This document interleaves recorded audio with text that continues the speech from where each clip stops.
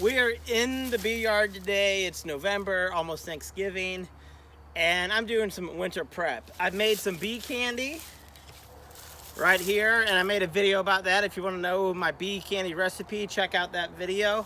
But I'm talking about quilt boxes. So what is a quilt box? So first let's talk about bees.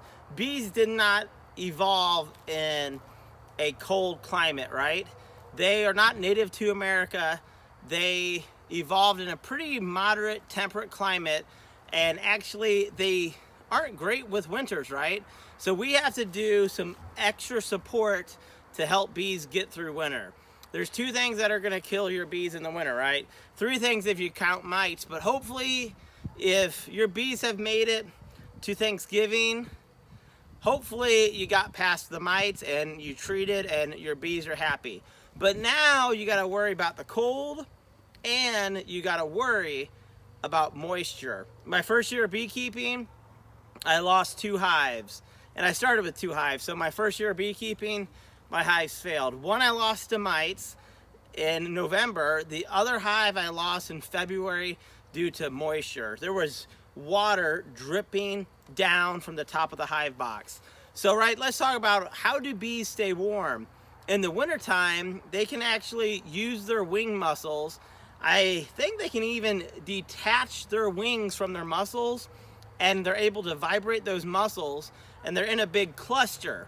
That cluster is going to generate heat, and that's going to keep the hive warm. But what happens, there's so much heat that it makes its own little weather system inside the hive, if you can believe it or not. So that's going to turn water into water vapor. It's going to go to the top of the hive, right? Because warm air rises, and then it's going to condense, and it's going to drip down onto your bees. Now, moisture probably is even worse than cold. Cold you can't do too much about. You can wrap your hives, but moisture will really, really kill your cluster. Just imagine if you're outside, if you're cold, you don't want to be cold and wet, right? In the wintertime, just not good. So I'm using a quilt box, and last winter I used several quilt boxes, and my hive made it through the winter. I'm not saying that's the only thing that helped them, but this really helped reduce the moisture. So this is a quilt box that I made for about 10 bucks, and no, I'm not a carpenter. No, I did not have any fancy cuts except for a miter cut here, a 45 angle. I am going to do a video on how to make this. It cost me about 10 bucks. But for right now, I'm just going to explain how it works.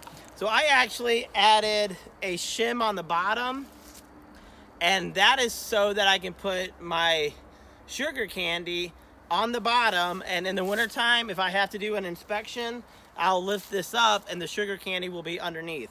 So this is actually a winter feeder and a quilt box.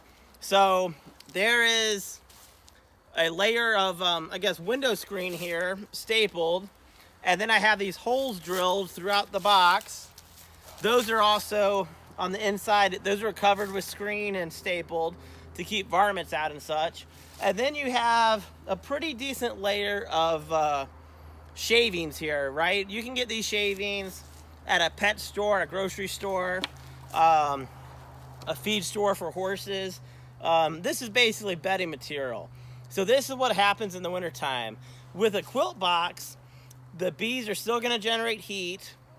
The air is going to rise up with that water vapor.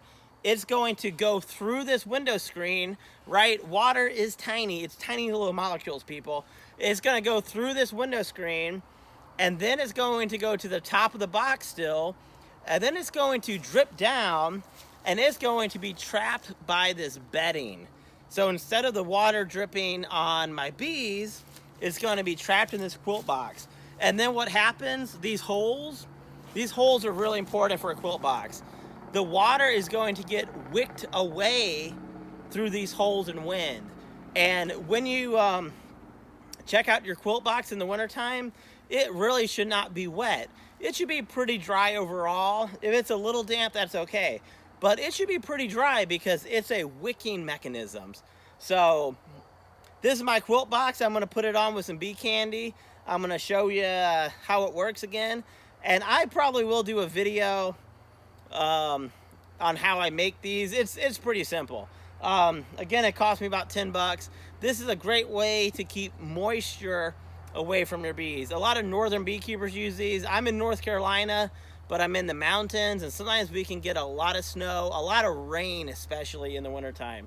So I'm hoping to have a quilt box on all of my hives in the next few weeks. This is the first one I built, so I gotta build a few more. But let's put it on, and I hope you enjoyed this video.